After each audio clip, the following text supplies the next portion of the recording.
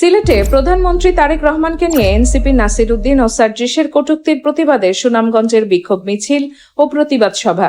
কুলেন্দু শেখর দাস, সুনামগঞ্জ।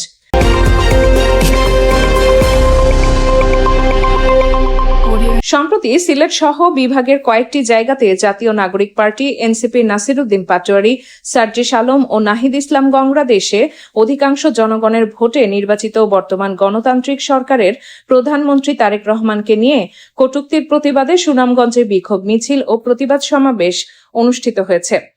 শনিবার বিকাল 5:30টায় আমরা জুলাই যোদ্ধা সুনামগঞ্জ জেলা শাখার আয়োজনে শহরের পুরাতন বাস স্টেশন এলাকায়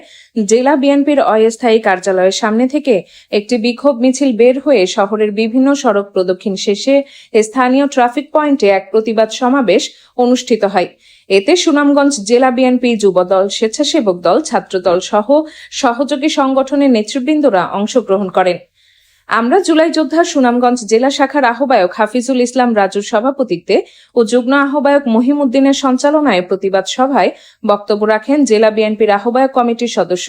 মোহাম্মদ আবুল কালাম আজাদ, জেলা ছাত্রদলের সাংগঠনিক সম্পাদক ও আগামী পৌরসভা নির্বাচনে সম্ভাব্য মেয়র প্রার্থী কামরুল ইসলাম রাজু, যুগ্ম আহ্বায়ক মমিনুল হক কালাচান, সাদিকুল ইসলাম, আমরা জুলাই যোদ্ধা সুনামগঞ্জ জেলা শাখার যুগ্ম আহ্বায়ক মামুনুর রশিদ শান্ত, ওবায়দুল ইসলাম, হুমায়ুন আহমেদ, সৌরভ সহ প্রমুখ নেতৃবৃন্দরা বলেন, সম্প্রতি সিলেটের বিভিন্ন জায়গাতে এনসিপি নাসির উদ্দিন পাটোয়ারি, সার্জিস আলম, নাহিদ ইসলাম গংরা একটি গণতান্ত্রিক সরকারের প্রধানমন্ত্রীকে নিয়ে যেভাবে নিজেদের জুলাই যোদ্ধা দাবি করে অতৎপরতা এবং কটূক্তি করছেন তা কোনো গণতান্ত্রিক ধারার রাজনীতি হতে পারে না। এনসিপি নিজেদের একাই জুলাই যোদ্ধা দাবি করে দেশে বিগত অন্তর্বর্তীকালীন সরকারের আমলে কোটি কোটি টাকা লুটপাট করে টাকার পাহাড় বানিয়ে এখন চোখে মুখে উজ্জ্বলতার ঝলক দেখছেন।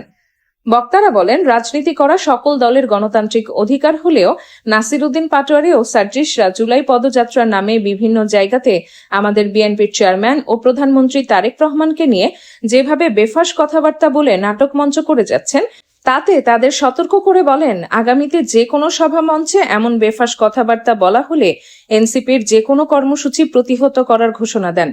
তারা এনসিপির নেতৃবৃন্দকে হুঁশিয়ারি উচ্চারণ করে বলেন, 2024 সালের জুলাইয়ে বিএনপি, যুবদল, ছাত্রদলের নেতাকর্মীরা বিগত স্বৈরাচারী শেখ হাসিনা সরকারের পতন আন্দোলনে অগ্রভাগে থেকে তাদের অসংখ্য নেতাকর্মীরা ফ্যাসিবাদ মুক্ত করার জন্য দেশের জন্য জীবন উৎসর্গ করেছেন।